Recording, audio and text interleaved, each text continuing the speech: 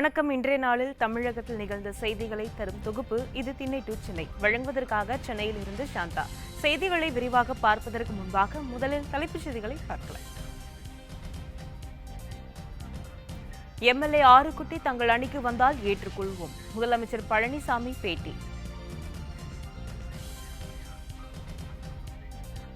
கமல் முழுமையாக அரசியலுக்கு வந்த பிறகு அவரது கேள்விகளுக்கு பதில் அளிக்கப்படும். தமிழிசை சவுந்தரராஜன் பேச்சு. மாஸ்கோ நிகழ்ச்சியில் கலாம் சாட்டிற்கு நல்ல வரவேற்பு கிடைத்தது. ஸ்பேஸ் கிட்ஸ் இந்தியா அமைப்பு பெருமிதம். திண்டிவனத்தில் தனியார் மருத்துவமனை நிர்வாகி வீட்டில் 250 சவரன் நகை கொள்ளை. தொடர் கொள்ளையை தடுக்க நடவடிக்கை எடுக்க வேண்டுமென பொதுமக்கள் கோரிக்கை.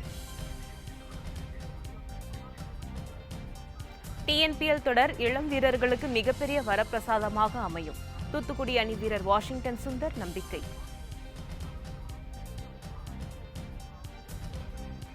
இனி விரிவான செய்திகளை பார்க்கலாம். மாஸ்கோவில் நடைபெற்ற நிகழ்ச்சியில் கலாம் சாட் அறிமுகப்படுத்தப்பட்டதற்கு நல்ல வரவேற்பு கிடைத்ததாக ஸ்பேஸ் கிட்ஸ் இந்தியா அமைப்பின் சிஇஓ ஸ்ரீமதி கேசன் தெரிவித்துள்ளார். சென்னை விமான நிலையத்தில் செய்தியாளர்களை சந்தித்த அவர் 87 நாடுகள் பங்கேற்ற மாஸ்கோ நிகழ்ச்சியில் தாங்கள் கலந்து கொண்டது மகிழ்ச்சி அளிப்பதாகவும் அடுத்த ஆண்டு அரசு பள்ளி மாணவர்களை மார்க்ஸ் இன்னோவேட்டிவ் போட்டிக்கு அழைத்து செல்ல முயற்சி மேற்கொள்ள உள்ளதாகவும் கூறினார்.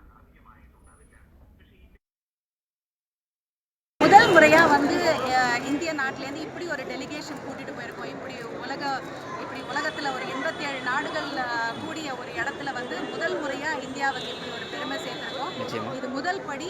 இன்னும் மேலும் மேலும் நாங்கள் இந்த குழந்தைங்க, சின்ன குழந்தைங்கள்லாம் நிறையா இருக்காங்க. ஸோ அவரோட கனவை அடுத்த கலாம்களை உருவாகும். அடுத்த இவங்களெல்லாம் உருவாக்குறதுக்கு நாங்கள் ஒரு சின்ன ஊடுதலாக இருக்கோம்.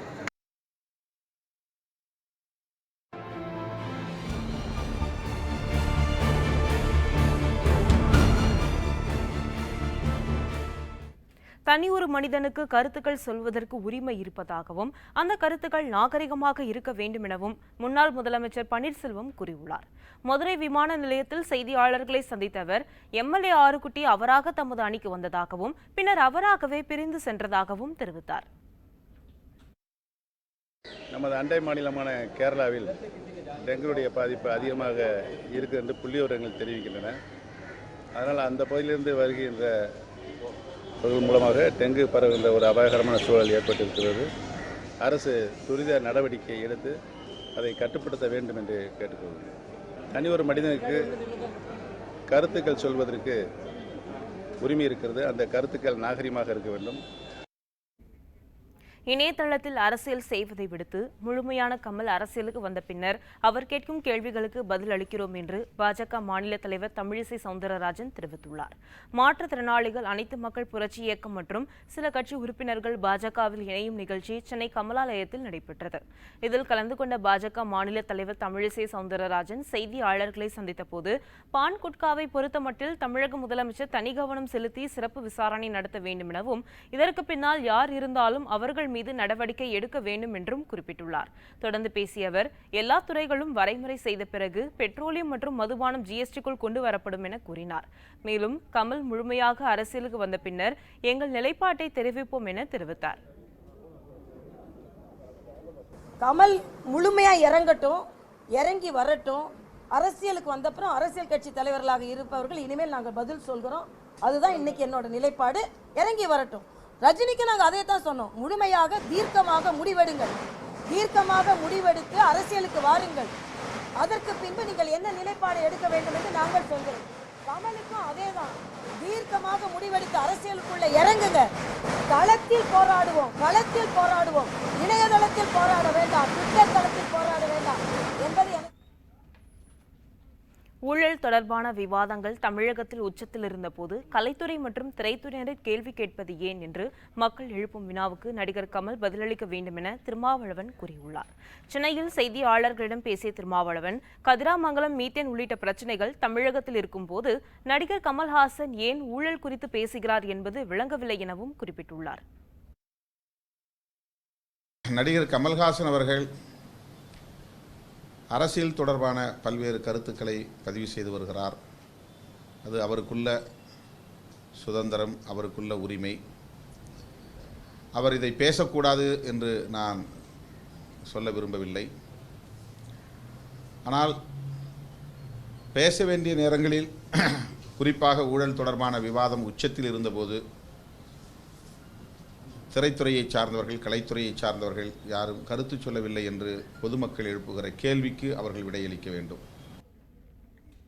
தொடர்ந்து பேசிய திருமாவளவன், நீட் தேர்வுக்கு எதிர்ப்பு தெரிவித்து வரும் 27ஆம் தேதி திமுக சார்பில் நடைபெறவுள்ள போராட்டத்திற்கு ஆதரவு அளிக்கப்படும் என்றும், ராம்குமார் இறப்பு மற்றும் சுவாதி கொலை வழக்கை சிபிஐ விசாரணைக்கு உட்படுத்த வேண்டும் எனவும் வலியுறுத்தினார். மருத்துவ கல்வி சேர்க்கைக்கான நீட் தேர்வுக்கு விலக்கு கோரி தமிழக அமைச்சர்கள் பிரதமரை சந்தித்து மனு கொடுத்திருக்கிறார்கள். ஏற்கனவே தமிழக அரசின் சார்பில் இதே கோரிக்கை மத்திய அரசிடம் முன்வைக்கப்பட்டு வலியுறுத்தப்பட்டது. தற்போதும் அமைச்சர்கள் பிரதமரை நேரிலே சந்தித்து முறையிட்டிருக்கிறார்கள். ஆனாலும் மத்திய அரசு இது குறித்து எந்த முடிவையும் இன்னும் அறிவிக்கவில்லை என்பது அதிர்ச்சி அளிக்கிறது. நீட் தேர்வில் இருந்து தமிழகத்திற்கு விலக்களிக்க கோரி பிரதமர் மோடி மற்றும் மத்திய அமைச்சரை சந்தித்து வலியுறுத்தி இருப்பதாக முதலமைச்சர் எடப்பாடி பழனிசாமி தெரிவித்துள்ளார். பல்லடத்தில் எம்ஜிஆரின் நூற்றாண்டு விழாவில் பங்கேற்க செல்லும் போது கோவை விமான நிலையத்தில் செய்தியாளர்களை சந்தித்த முதலமைச்சர், டெல்லியில் விவசாயிகள் போராட்டம் நடத்துவது அவர்களுடைய தனிப்பட்ட விவகாரம் என்றும், எம்எல்ஏ ஆறுகுட்டி தங்கள் அணிக்கு வந்தால் ஏற்றுக்கொள்வோம் எனவும் கூறினார். நீட் தேர்வை பொறுத்த வரைக்கும் மத்திய அரசுக்கு தகுந்த அழுத்தத்தை கொடுத்து கொண்டிருக்கின்றோம். நேற்றைய தினம் கூட பத்திரிகை செய்தி வந்திருக்கின்றது, நீங்கள் எல்லாம் பார்த்துருப்பீங்க. நம்முடைய தமிழக அமைச்சர்கள் 5 பேர் மத்திய அமைச்சர்களை சந்தித்தும் மாண்புமிகு பாரத பிரதமர் அவர்களை சந்தித்தும் தமிழகத்திலே நீட் தேர்வுக்கு விலக்களிக்க வேண்டும் என்று கோரிக்கை வைத்திருக்கின்றோம். முடிந்த அளவுக்கு தமிழகத்திலே நீட் தேர்வை தவிர்க்க வேண்டும் என்று மத்திய அரசுக்கு தொடர்ந்து அழுத்தம் கொடுத்துக் கொண்டிருக்கிறோம். பல்லடத்தில் நடைபெற்ற எம்ஜிஆர் பிறந்தநாள் நூற்றாண்டு விழாவை முன்னிட்டு விழா அரங்கில் அமைக்கப்பட்ட புகைப்பட கண்காட்சியை மக்களவை துணை சபாநாயகர் தம்பிதுரை திறந்து வைத்தார். திருப்பூர் மாவட்டம் பல்லடம் கரையாம்புதூரில் முன்னாள் முதலமைச்சர் பாரத ரத்னா டாக்டர் எம்ஜிஆரின் பிறந்தநாள் நூற்றாண்டு விழா அரசு விழாவாக கொண்டாடப்படுகிறது.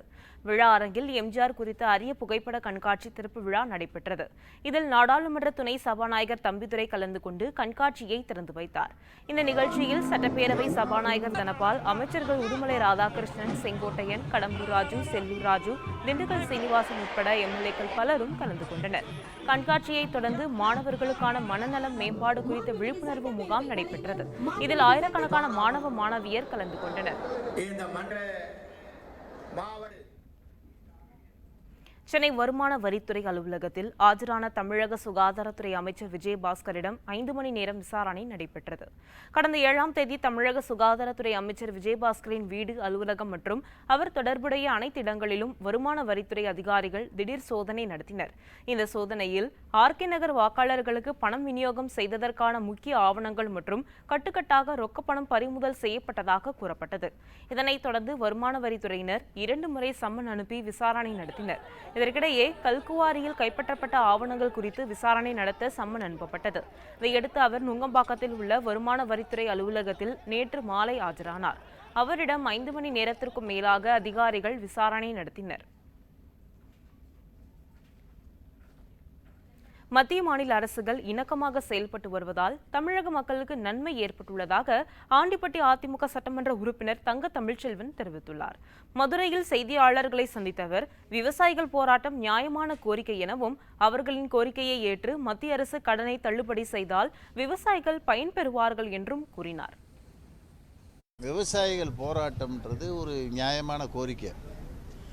மாநிலத்தில் போராடி இன்றைக்கி மத்தியில் போராடிக்கிட்டு இருக்காங்கன்னு சொன்னால் அவங்க கேட்குற ஒரே கோரிக்கை, நேஷனலைஸ் பேங்கில் வாங்கின கடனை தள்ளுபடி பண்ணுங்க. ஒரு 7000 கோடி என்னமோ வருது. மத்திய அரசுக்கு இன்னும் பெரிய தொகை இல்லை. இது யாரோ எத்தனையோ கடனை வாங்கிக்கிட்டு ஓடி போகிறாங்க. அவங்கள வருஷம் அந்த கடன் தள்ளுபடியை பண்ணுறீங்க. இது ஒன்றும் பெரிய தொகை இல்லை. அந்த விவசாயிகளுடைய நியாயமான கோரிக்கையை கேட்டு மத்திய அரசு கொஞ்சம் சலுகை பண்ணால் விவசாயிகள் நலமாக இருப்பான்றது எங்களுடைய கருத்து. விளைநிலங்களை அழித்து பெட்ரோலிய சுத்திகரிப்பு நிலையங்கள் உள்ளிட்ட தொழிற்சாலைகள் அமைக்கும் மத்திய மாநில அரசின் திட்டங்களுக்கு பாமக நிறுவனர் ராமதாஸ் கண்டனம் தெரிவித்துள்ளார். இது தொடர்பாக அவர் விடுத்துள்ள அறிக்கையில், தமிழ்நாட்டின் கடலூர், நாகப்பட்டினம் மாவட்டங்களில் உள்ள 45 கிராமங்களை பெட்ரோலியம், ரசாயனம் மற்றும் பெட்ரோ கெமிக்கல்ஸ் மண்டலமாக தமிழக அரசு அறிவித்திருப்பதை சுட்டிக்காட்டியுள்ளார். தமிழக மக்கள் நலனை பாதிக்கும் வகையிலான எந்த திட்டத்தையும் செயல்படுத்த அனுமதிக்க மாட்டோம் என்று கூறிக்கொண்டே மக்கள் நலனை பாதிக்கும் திட்டங்களுக்கு கொல்லைப்புற கதவுகளை தமிழக அரசு திறந்துவிட்டுக் கொண்டிருப்பதாக குற்றம் சாட்டியுள்ளார்.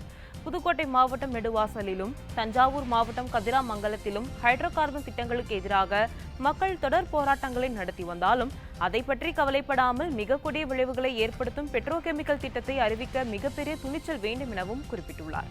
மக்கள் நலனையும் மாநிலத்தின் நலனையும் கருத்தில் கொண்டு இதுபோன்ற திட்டத்தை செயல்படுத்த மேற்குவங்க அரசும் கேரள அரசும் அனுமதி மறுத்த நிலையில் தமிழக அரசு மட்டும் வளமை வாய்ந்த பூமியை பாலைவனமாக்க ஒப்புக்கொண்டிருப்பதாக தெரிவித்துள்ளார். மக்கள் நலனுக்கு கேடான திட்டத்தை மத்திய மாநில அரசுகள் கைவிட வேண்டும் என வலியுறுத்தி நாகை, கடலூர் மாவட்டங்களில் பாட்டாளி மக்கள் கட்சி சார்பில் தொடர் போராட்டங்கள் நடத்தப்படும் என அவர் அறிவித்துள்ளார்.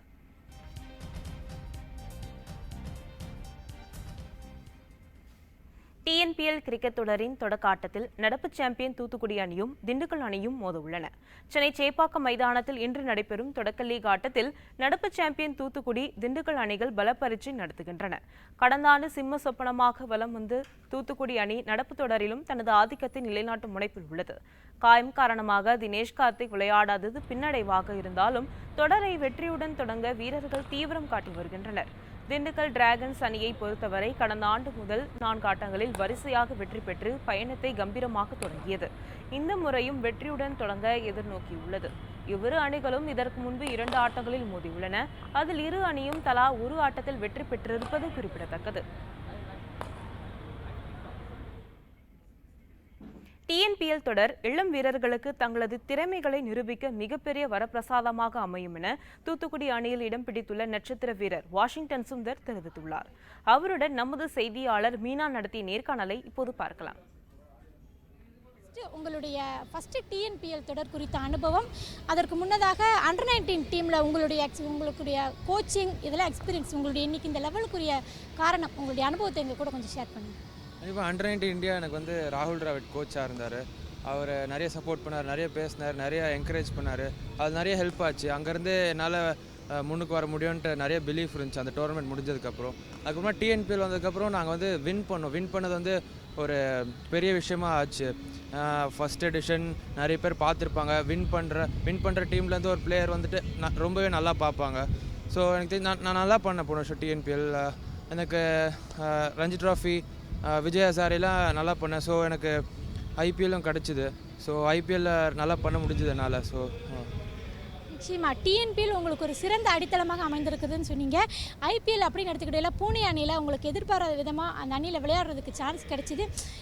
எல்லாமே எக்ஸ்பீரியன்ஸ்டு பிளேயர்ஸ், நீங்கள் யங் பிளேயர். அந்த எக்ஸ்பீரியன்ஸோட விளையாடையில் உங்களுடைய மொமெண்டம், அந்த எக்ஸ்பீரியன்ஸ் எப்படி இருந்தது? அவங்களுக்கு ஈக்குவலாக உங்களுக்கு திறமைகளை வளர்த்துக்கிறதுக்கு என்னென்ன வாய்ப்புகள் உங்களுக்கு சிறந்ததாக அமைந்தது? கண்டிப்பாக அது எனக்கு ஒரு ஆப்பர்ச்சுனிட்டி தான் நினைப்பேன். நிறைய பசங்களுக்கு, என் வயசில் இருக்க பசங்களுக்கு இந்த சான்ஸ் கிடைக்குமா தெரியாது. பட் எனக்கு கிடச்சிருக்கு. அது ஒரு ஆப்பர்ச்சுனிட்டி தான். ஒரு தோனியோட, ஒரு ஸ்டீவன் ஸ்மித்தோட ஆடுறதுக்குலாம் எனக்கு வந்து அந்த ஆப்பர்ச்சுனிட்டி கிடச்சிருக்கு. அதை வந்து நான் ஃபுல்லாக யூஸ் பண்ணணுன்னு பார்த்தேன். எனக்கு ரொம்ப நான் ப்ரெஷர் போட்டுக்கல மேலே. ஐபிஎல்ன்றது ப்ரெஷர் தான், பட் என் மேலே நான் நிறைய ப்ரெஷர் போட்டுக்கல. நான் வந்து அதை ஒரு ஆப்பர்ச்சுனிட்டியாக நான் யூஸ் பண்ணணும், நான் வந்து ப்ரூவ் பண்ணணும்னு நினச்சேன். ஏன்னா அது பண்ண முடிஞ்சது. நாங்களும் டீமாகவும் ரொம்பவே நல்லா பண்ணோம் லாஸ்ட் இயர். தொடர்ந்து இப்போ கரண்ட் சாம்பியன் வேறு நீங்கள். நடப்பு டிஎன்பிஎல் தொடருக்கு எந்த வகையில் தயாராகி இருக்கீங்க? இது தவிர நிறைய கிராமப்புற வீரர்கள் இருக்காங்க, நிறைய பேருக்கு டேலண்ட் இருந்தும் இன்னும் அவங்களால வர முடியலைங்க. அவங்களுக்கு இந்த தொடர் எந்த அளவிற்கு ஒரு முக்கியத்துவம் வாய்ந்ததாக இருக்குன்ட்டு உங்களுடைய பார்வையிலிருந்து பார்க்க? கண்டிப்பாக டிஎன்பிஎல் வந்து நிறைய சின்ன பசங்களுக்கு ஒரு ஆப்பர்ச்சுனிட்டி தான் கொடுக்குது. நிறைய ஸ்டேட்ஸில் வந்து இந்த மாதிரி எக்ஸ்போஷர் கிடையாது. ஒரு ஃப்ளட் லைட்ஸில் ஒரு 2020 ஒரு ஃப்ரான்ச்சைசி பேஸ்ட் டோர்னமெண்ட்லாம் நிறைய ஸ்டேட்ஸில் இருக்காது. பட் தமிழ்நாடு கிரிக்கெட் அசோசியேஷன் அது பண்ண ரெடியாக இருந்தாங்க. செகண்ட் டைம் அது பண்ணுறாங்க. அது ஒரு பெரிய விஷயம் தான் சொல்லலாம். கிராமத்தில் உள்ள பசங்களுக்குலாம் அவங்களுக்கு மேலே போகிறதுக்கு என்ன பண்ணுறதுன்னு தெரியாமல் இருக்கவங்களுக்குலாம் இங்கே வந்து சான்ஸ் கிடச்சி இங்கே ப்ரூவ் பண்ணால் அவங்களுக்கு பெரிய லெவலில் நல்ல ஆப்பர்ச்சுனிட்டியே கிடைக்கும். ஸோ இது ஒரு நல்ல ஆப்பர்ச்சுனிட்டி தான், ஒரு நல்ல சான்ஸ் தான் சொல்லலாம் எல்லாருக்குமே. திண்டிவனத்தில் தனியார் மருத்துவமனை நிர்வாகி வீட்டில் 250 சவரன் நகை கொள்ளையடிக்கப்பட்ட சம்பவம் அப்பகுதி மக்களிடையே அச்சத்தை ஏற்படுத்தியுள்ளது. திண்டிவனம் காமாட்சியம்மன் கோயில் தெருவில் தனியார் மருத்துவமனை நடத்தி வருபவர் மருத்துவர் கஜேந்திரன். இவரது சொகுசு இல்லம் திண்டிவனபுரம் ஜெயபுரம் பகுதி 3வது குறுக்கு தெருவில் அமைந்துள்ளது. சொகுசு இல்லத்தின் பின்பக்க கதவை உடைத்து உள்ளே நுழைந்த கொள்ளையர்கள் வீட்டில் இருந்த 250 சவரன் தங்க நகைகளை கொள்ளையடித்து சென்றதாக கூறப்படுகிறது. வீட்டில் யாரும் இல்லாத நேரத்தில் இந்த சம்பவம் நடைபெற்றுள்ளது. இதுகுறித்து வழக்கு பதிவு செய்த போலீசார் விசாரணை மேற்கொண்டு வருகின்றனர். திண்டிவனம் பகுதியில் இதுபோன்ற கொள்ளை சம்பவங்கள் தொடர்ந்து நடைபெற்று வருவது அப்பகுதி மக்களிடையே அச்சத்தை ஏற்படுத்தியுள்ளது. மேலும் கொள்ளை சம்பவங்களை தடுக்க காவல்துறை தகுந்த முயற்சி எடுக்க வேண்டும் என பொதுமக்கள் கோரிக்கை விடுத்துள்ளனர். நேற்று இரவு ஜெயபுரம் பகுதியில் 250 பவுன் நகை கொள்ளையடிக்கப்பட்டுள்ளது. இந்த பகுதியில் நடைபெறுகின்ற தொடர் திருட்டை தடுப்பதற்காக நம்முடைய காவல்துறை உடனடியாக நடவடிக்கை எடுத்து குற்றவாளிகளை கைது செய்து மேலும் குற்றங்கள் நடைபெறாமல் தடுக்க வேண்டும் என்று கேட்டுக்கொள்கிறேன். திட்டக்குடி அருகே மர்ம நபர்கள் ஆட்டுக்கொட்டகைக்கு தீ வைத்து எரித்ததில் 39 ஆடுகள் தீயில் கருகி இறந்துள்ள சம்பவம் அப்பகுதியில் சோகத்தை ஏற்படுத்தியுள்ளது. கடலூர் மாவட்டம் திட்டக்குடி அடுத்துள்ள லக்கூர் கிராமத்தை சேர்ந்தவர் மஞ்சுமுத்து. இவர் தனக்கு சொந்தமாக 39 ஆடுகள் வளர்த்து வந்தார். இதனையடுத்து வழக்கம் போல் தனது ஆடுகளை பட்டியில் அடைத்துவிட்டு வீட்டிற்கு சென்றுள்ளார். இந்நிலையில் நள்ளிரவில் மர்ம நபர்கள் சிலர் ஆட்டுப்பட்டிக்கு தீயிட்டுள்ளனர். பின்னர் ஆடுகளின் அலறல் சத்தம் கேட்டு அக்கம் பக்கத்தினர் தீயை அணைக்க முயன்றுள்ளனர். ஆனாலும் தீயை அணைக்க முடியாத காரணத்தால் பட்டியில் இருந்த 39 ஆடுகளும் தீயில் கருகி இறந்துள்ளன. ஆடுகளின் மதிப்பு 3 லட்சம் என கூறப்படுகிறது. இதுகுறித்து ராமநத்தம் காவல்துறையினர் வழக்கு பதிவு செய்து விசாரணை மேற்கொண்டு வருகின்றனர். ஆடு அணைக்கிற மாதிரி 7 மணிக்கு வந்து ஆடு அடிச்சுட்டு போனோம். இந்த கரண்ட் இல்லை, விளக்கு எதுவும் ஏற்றி வைக்கிற மாதிரி எதுவும் மின்னலுக்கு எதுவும் இல்லை. எப்பயுமே ஒரு 30 வருஷமாக ஆடு வச்சுட்டு வந்து நாங்கள் கட்டிகிட்டு இருக்கிறோம். நைட்டு 1:30 மணி அளவில் யாரோ திட்டம் போட்டு இதை செஞ்சுட்டாங்க சார். அதனால் 39 ஆடு வெந்துடுச்சுங்க. அதை வச்சு தான் நான் சீவனம் பண்ணேன். ஸ்ரீவைகுண்டம் அருகே உள்ள வெள்ளூர் கிராமத்தில் உள்ள குளத்தை தூர்வாரும் பணியினை மாவட்ட ஆட்சியர் வெங்கடேசன் துவக்கி வைத்தார். தூத்துக்குடி மாவட்டம் வெள்ளூர் பகுதியில் 940 ஏக்கர் பரப்பளவில் குளம் உள்ளது. பல ஆண்டுகளாக தூர்வாரப்படாமல் உள்ள இந்த குளத்தில் மாவட்ட ஆட்சியர் தூர்வாரும் பணியினை தொடங்கி வைத்தார். 45 நாட்கள் நடைபெறும் இந்த பணியில் முதலில் முற்செடிகள் மற்றும் ஆக்கிரமிப்பு செடிகளை அகற்றும் பணி நடந்து வருகிறது. மேலும் பொதுமக்கள் மற்றும் 100 நாள் வேலை தொழிலாளர்கள் இந்த தூர்வாரும் பணியில் ஈடுபட்டுள்ளனர்.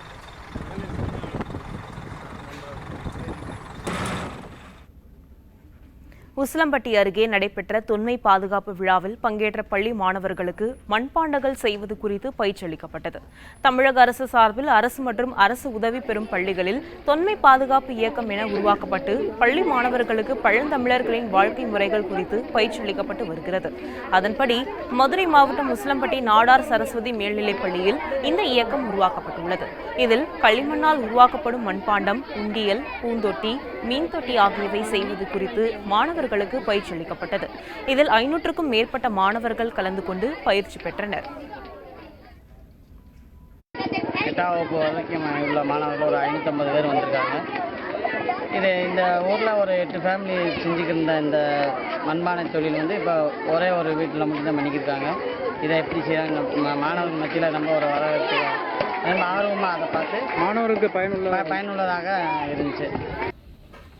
குடியாத்தம் அருகே அருள்மிகு ஸ்ரீ முத்துமாரியம்மன் கோயிலில் ஆடி மாத திருவிழாவையொட்டி 500க்கும் மேற்பட்ட பெண்கள் பால்குடம் எடுத்து நேர்த்திக்கடன் செலுத்தினர். வேலூர் மாவட்டம் குடியாத்தம் அடுத்துள்ள புவனேஸ்வரிப்பேட்டையில் அருள்மிகு ஸ்ரீ முத்துமாரியம்மன் கோவில் அமைந்துள்ளது. இங்கு ஆடி முதல் வெள்ளி முன்னிட்டு பால்குட ஊர்வலம் நடைபெற்றது. இதில் 500க்கும் மேற்பட்ட பெண்கள் கலந்து கொண்டு நேர்த்திக்கடன் செலுத்தினர்.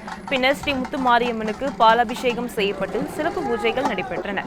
இதில் ஏராளமான பொதுமக்கள் கலந்து கொண்டு சாமி தரிசனம் செய்தனர்.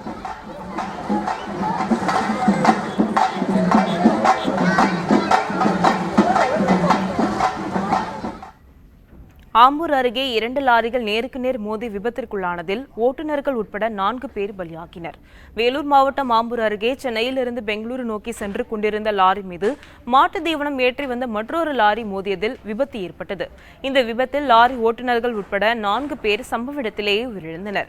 இதனையடுத்து விரைந்து வந்த தீயணைப்புத் துறையினர் உடலை மீட்டு பிரேத பரிசோதனைக்கு அனுப்பி வைத்தனர். இவ்விபத்து காரணமாக சென்னை பெங்களூரு தேசிய நெடுஞ்சாலையில் 4 மணி நேரம் போக்குவரத்து பாதிக்கப்பட்டது. விபத்து குறித்து ஆம்பூர் திருப்பூர் கிராமிய காவல்துறையினர் வழக்கு பதிவு செய்து விசாரணை மேற்கொண்டு வருகின்றனர். இரத்த செல்களின் அளவை கொண்டு டெங்கு குறித்த அறிகுறிகளை கண்டறிய வட்டார அளவில் ஆய்வகங்கள் அமைக்கப்பட்டுள்ளதாக தேசிய சுகாதாரத்துறை திட்ட இயக்குநர் டேரிஸ் அகமது தெரிவித்துள்ளார். அரசு மற்றும் தனியார் மருத்துவர்களுக்கு டெங்கு காய்ச்சலுக்கு ஒரே மாதிரியான சிகிச்சை அளிப்பது குறித்த கருத்தரங்கம் சேலத்தில் நடைபெற்றது. சேலம் அரசு மருத்துவமனை கூட்ட அரங்கில் நடைபெற்ற இந்த கருத்தரங்கில் சேலம் அரசு மருத்துவமனை முதல்வர் கனகராஜ் தலைமை வகித்தார். இதில் தேசிய சுகாதாரத்துறை திட்ட இயக்குநர் டேரிஸ் அகமது கலந்து கொண்டு உரையாற்றினார். பின்னர் செய்தியாளர்களிடம் பேசிய அவர், தமிழகம் முழுவதும் பள்ளிகள், மாணவர்கள் மற்றும் அங்கன்வாடி பணியாளர்களை கொண்டு விழிப்புணர்வு ஏற்படுத்தி டெங்கு கொசு பரவுவதை தடுக்கும் நடவடிக்கைகள் மேற்கொண்டு வருவதாக தெரிவித்தார். மேலும் தனியார் மற்றும் அரசு மருத்துவமனைகளில் ஒரே மாதிரியான சிகிச்சை அளிக்கவும் நடவடிக்கை மேற்கொள்ளப்பட்டு வருவதாகவும் குறிப்பிட்டார். ஸோ எல்லாமே நம்மள்ட்ட இருக்காங்க. இந்த லேப் டெஸ்ட் பண்ணுறதுக்கு இந்த ஃபெசிலிட்டிஸ் எல்லாமே நம்ம தேவையான அளவுக்கு இந்த கார்டு டெஸ்டிங் எல்லாம் நம்ம இது கார்டில் நம்ம இப்போ இதில் எல்ஐசாக்கு நம்ம ரீடர்ஸ் எல்லா இடத்துல இருக்காங்க, செல் கவுண்டர்ஸ் இருக்காங்க. அதெல்லாம் நம்மள்ட்ட இல்லை பட் நம்ம என்னென்னா இப்போ உதாரணத்துக்கு நம்ம முக்கியமான பார்க்க வேண்டியது பிளேட்லெட், செல் கவுண்டர் நம்ம எல்லா இடத்துல இருக்குது. பாக்கி இருக்கிறது நாங்கள் இப்போ ஒரு 800 செல் கவுண்டர்ஸ் நம்ம இப்போ போட்டிருக்கோம். இது விரைவு சீக்கிரத்தில் பாக்கி இருக்கிறது எல்லா இடத்துல எல்லா பிளாக்கில் இருக்கிறத கவர் பண்ணுறதுக்கும் நாங்கள் போட்டுருவோம். இந்த கேப் ஃபில் பண்ணுறதுக்கும் நாங்கள் போடுறோம். சென்னையிலிருந்து அந்தமானுக்கு புறப்பட்ட AN-32 ரக விமானம் 29 பேருடன் விபத்திற்குள்ளானி இன்றுடன் ஓராண்டு நிறைவடைந்துள்ளது. சென்னை தாம்பரத்தில் உள்ள இந்திய விமானப்படை தளத்தில் இருந்து AN-32 ரக சரக்கு விமானம் கடந்த ஆண்டு ஜூலை 22ஆம் தேதி அந்தமானுக்கு 29 பேருடன் புறப்பட்டது. புறப்பட்ட 15 நிமிடத்திலேயே இந்த விமானம் மாயமானது. கடலில் விழுந்த விமானம் மூழ்கி இருக்கலாம் என சந்தேகிக்கப்பட்டது. இதையடுத்து அந்த விமானத்தை தேடும் பணியில் 6 விமானங்கள், 4 கப்பல்கள் ஈடுபடுத்தப்பட்டன. மேலும் நீர்மூழ்கி கப்பல் மூலம் கடலுக்கு அடியில் தேடும் பணியும் நடைபெற்றது. தொடர்ந்து 2 மாதங்களாக தேடுதல் பணி நடந்தும் எவ்வித தடயமும் கிடைக்காததால் விமானம் விபத்திற்குள்ளாகி அனைவரும் இறந்திருக்கலாம் என்று அறிவிக்கப்பட்டது. இந்த விமானம் மாயமாகி இன்றுடன் ஓராண்டு நிறைவடையும் நிலையில் விமானம் எப்படி விபத்திற்குள்ளானது என்பது குறித்து முழுமையான தகவல் இதுவரை வெளியாகவில்லை என்பது குறிப்பிடத்தக்கது. இத்துடன் திண்ணை டு சென்னை செய்தி தொகுப்பு நிறைவு பெறுகிறது. நடுநிலையான செய்திகளை முழுமையாக அறிந்து கொள்ள பயணிப்போம் காவிரி நியூஸ் தொலைக்காட்சியுடன். புதிய செய்திகளை அறிந்து கொள்ள kaverinews.tv என்ற இணையதளத்தை பார்க்கவும். நன்றி.